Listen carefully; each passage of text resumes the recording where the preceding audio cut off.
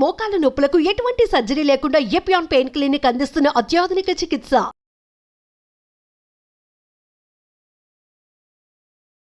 Welcome to Suman TV. నేను మీ నవీన్. ప్రస్తుతం మనతో బీహార్ స్కూల్ ఆఫ్ యోగా నుంచి మాస్టర్ గౌతమ్ గారు ఉన్నారు. హాయ్ సార్, నమస్తే అండి. నమస్కారం సార్. సార్, మోకాల నొప్పులు ఒకప్పుడు మనం చూస్తే ఏజ్డ్ పర్సన్స్లో కనిపించేవి, అంటే 60-70 ఏళ్ళ వయసు ఉన్న వాళ్ళు. కానీ ఇప్పుడు 25-30కే మోకాల నొప్పులు, మేము స్టెప్స్ ఎక్కలేము అని అంటూ ఉంటారు. సో అట్లాంటి వాళ్ళకి మనం ఏంటంటే కింద కూర్చోకుండా చైర్లో ఉండే, అంటే కింద కూర్చుంటే మళ్ళీ లేయలేము అని అంటూ ఉంటారు. అట్లాంటి వాళ్ళు చైర్లో కూర్చొనే వాళ్ళ మోకాల నొప్పులను తగ్గించుకోవచ్చు అని చెప్పేసి మీరు ఆఫ్ ది రికార్డ్ అన్నారు. సో ఎట్లాంటి ఎక్సర్సైజెస్ ఉన్నాయండి యోగా?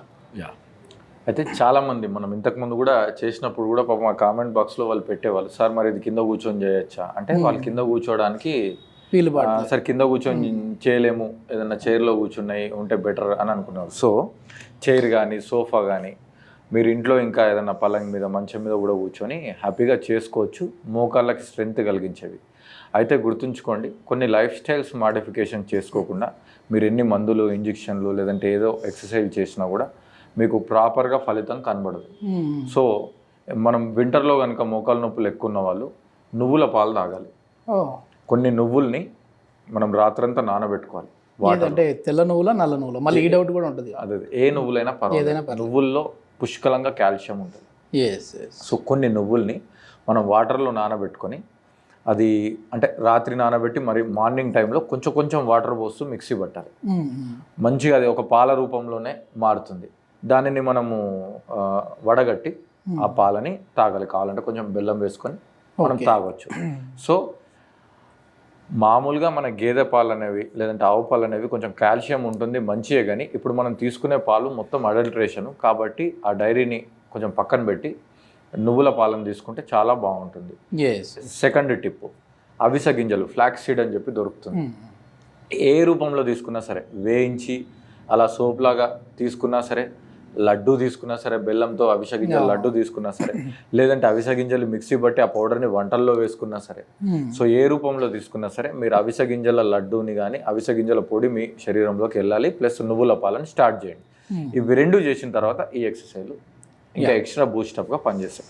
సో కుర్చీ మీద కూర్చొని ఫస్ట్ కొంచెం ఇట్లా top of the edge of the చైర్లోకి రావాలి, కొంచెం ముందుకి. సో మీరున్న చైర్ని బట్టి, గ్రిప్పుని బట్టి రావాలి. So first of all leg straight చేయండి, మోకాల్ని గట్టిగా కిందికి నొక్కండి. తర్వాత రిలాక్స్, లెఫ్ట్ లెగ్ గట్టిగా స్ట్రైట్గా నొక్కండి, రిలాక్స్.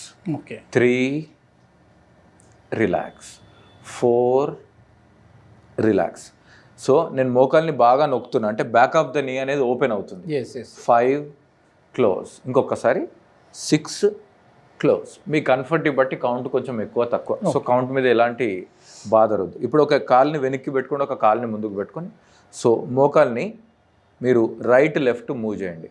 సో మనం ఓన్లీ మోకాలే కాకుండా మోకాల్కి ముందు వెనక సైడ్స్కి ఉన్నటువంటి ఇన్వాల్వ్డ్ ఆ మజిల్స్ని కూడా మనం ఇన్వాల్వ్ చేస్తున్నాం, ఆ జాయింట్స్ని కూడా. సో మనం ప్రిపేర్ చేస్తున్నాం అంతే, ఇంకా మెయిన్ ఆసన్ మనం చేయట్లేదు. సో తర్వాత లెఫ్ట్ లెగ్ కొంచెం ఫ్రీగా, రైట్ లెఫ్ట్ ఫ్రీగా చేసేసుకోవాలి. ఫ్రీగా చేసేసిన తర్వాత ఇప్పుడు జస్ట్ లెగ్ లిఫ్ట్ చేయండి. 1 2 3 4 5 6 7 8. దీన్ని కూడా మనం 8 to 10 కౌంట్స్ చేసుకోవచ్చు. తర్వాత మీరు మీ యాంకిల్ని ఆపోజిట్ మోకాల్ మీద పెట్టి జస్ట్ ఇట్లా ఫ్రీ చేయండి, మోకాల్ని ఫ్రీ చేయండి. ఇంకా మనం డైరెక్ట్ నీ మీదకి వెళ్ళలేదు, జస్ట్ అలా కంఫర్టబుల్గా చేసేస్తున్నాం. వార్మప్స్ అనుకోవచ్చు అంతే, warm-ups, relax. Same practice opposite, just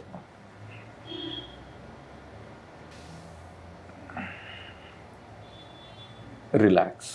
ఇప్పుడు నెక్స్ట్ మోకాల్ని ఫోల్డ్ చేసుకొని పట్టుకోండి. సో మనం మోకాల్ని కంప్లీట్గా దాని కింది భాగాన్ని నొక్కి కొంచెం కంప్రెషన్ క్రియేట్ చేస్తున్నాం. Relax, change, relax. సో ఈ మాత్రం కూడా కొంతమంది చేయలేరు, 3rd and 4th స్టేజ్ అరిగిన వాళ్ళు మీకు సూట్ అయినవి మాత్రమే చేసుకోండి, ఇబ్బంది పెట్టద్దు శరీరాన్ని. So 2 and 2 relax. దీని తర్వాత మీ మోకాలు కింద ఇంటర్లాక్ చేయండి, చేయిల్ని పట్టుకోండి ఇట్లా, వేళ్ళని పట్టుకున్న తర్వాత leg straight, leg fold, 2 fold, 3 fold, 4 fold, relax. Okay. తర్వాత ఆపోజిట్ లెగ్ 1 ఫోల్డ్. 2 పెద్ద వయసు వాళ్ళు ఉంటారు కాబట్టి మోకాలు నొప్పులు ఉన్న వాళ్ళు ఇలా 5-6 కౌంట్స్ చేసుకున్నా కూడా చాలు. కావాలంటే మొత్తం కంప్లీట్ అయిన తర్వాత ఇది ఇంకొకసారి రిపీట్ చేయండి మీ శక్తి మేర. Okay. 4 relax.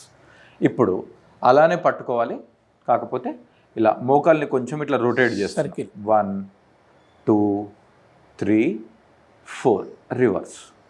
1 2 3 4 relax. 1 2 3 4 reverse. 1 2 3 4 relax. So ఇది చేసుకున్న తర్వాత మనకి యోగాలో ఒక బెల్ట్ లాంటిది దొరుకుతుంది, దానిని యోగా బెల్ట్ అంటారు. లేదంటే మీ ఇంట్లో ఏదైనా క్లాత్, టవెల్, చున్నీ లాంటిది కూడా వాడుకోవచ్చు, దాంతో చేయొచ్చు. ఇప్పుడు చేసేది ఏంటంటే స్ట్రెచ్చింగ్ అండ్ కొంచెం సేపు హోల్డ్ చేస్తాం. ఇప్పటిదాకా మూవ్మెంట్ చేస్తాం, ఇప్పుడు హోల్డింగ్. సో ఇగో ఇలా ఉంటుంది యోగా బెల్ట్. సో ఈ బెల్ట్ కానీ మీరు ఏదైనా వాడుకోవచ్చు, పెద్ద ప్రాబ్లం లేదు. సో ఇప్పుడు ఏం చేస్తామంటే పాదం కింద ఈ బెల్ట్ పెట్టుకొని మనకు వీలైనంత వరకు స్ట్రైట్గా కాల్ని సాగదీయాలి. ఓకే. సాగదీసిన తర్వాత కొంచెం వెన్నపూస నిటారుగా ఉంచుకోవచ్చు, లేదంటే బ్యాక్ రెస్ట్ కూడా ఇచ్చుకోవచ్చు, నో ప్రాబ్లం. ఈ లెగ్ స్ట్రైట్గా ఉన్న తర్వాత హీల్ని బయటకు నెట్టండి. నెట్టేసి ఆ ఆసనంలో మనము 30 నుంచి 40 సెకండ్లు లేదంటే అంతకంటే ఎక్కువ కూడా ఉండొచ్చు. కంప్లీట్గా మీ యొక్క బ్లడ్ సర్క్యులేషన్ అనేది మోకాలు కింద భాగం బ్యాక్ ఆఫ్ ద నీకి చేరుకుంటుంది, చాలా స్ట్రెచ్ అవుతుంది, ఇమ్మీడియట్గా మీకు ఒక రిలాక్సేషన్ దొరుకుతుంది. ఇప్పుడు మనం రైట్ సైడ్ చేసినట్టు లెఫ్ట్ సైడ్ కూడా చేయాలి. దీనిని మాత్రం 3 సార్లు చేయాలి. ఓకే. అంటే మీరు కౌంట్ తక్కువ చేసినా సరే 30 సెకండ్లు 40 సెకండ్లు మినిమం మీకు ఎంత వీలైతే అంత హోల్డ్ చేయండి. అప్ టు 1 మినిట్ వరకు కూడా హోల్డ్ చేయొచ్చు. Right leg left leg relax అలా 3 సార్లు చేయాలి.